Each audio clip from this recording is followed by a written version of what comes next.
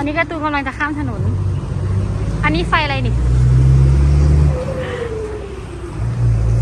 โอ้ระวังเครื่องบินตกใส่นะการ์ตูน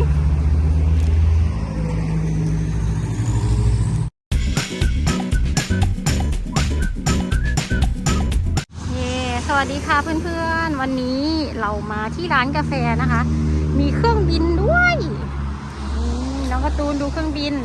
อันนี้มันจะเป็นเมืองจำลองเนาะการ์ตูนเจแปนการ์ตูนเข้าไปเลยนี่การ์ตูนกำลังรอไฟแดงข้ามถนนได้แล้วการ์ตูนไฟเขียวแล้ว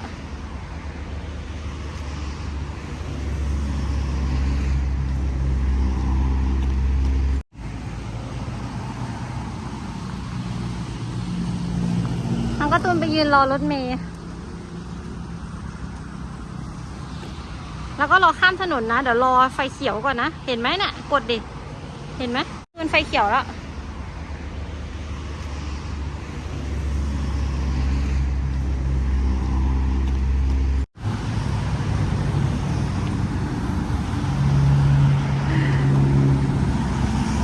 จับถึงไหม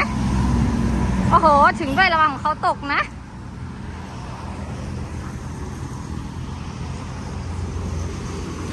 มีสัตว์ให้ขึ้นด้วยอุ้ยจับดีๆนั่งดีๆมีหมาอยู่2 ตัว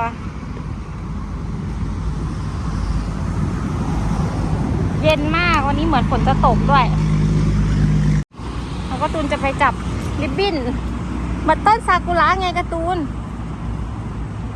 เหมือนต้นซากุระเลยใช่ไหม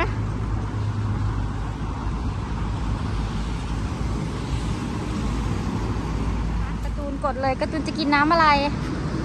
เอาอะไรคะเอาโออิชิเหรอกดเลยกดออกไปยังตึ้งอุ้ยกินเลยอันนี้คืออะไรเนี่ยทำความสะอาดใช่ไหมอะไรอ่ะโออิชิตักน้ำแล้วมีอะไรอีกนู่นไปฝั่งนู่นอันนี้ก็จะมีแมวยักษ์เอ้าอันนี้แมวหรือคนเนี่ย ตื่นพัดดิพัดได้พัดเลยพัดเทเลยการ์ตูนเท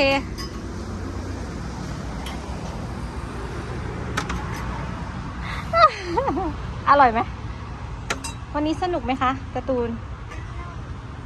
คลิปนี้พวกเราต้องลาไปก่อนเนาะไว้เจอกันใหม่คลิปหน้านะคะบ๊ายบาย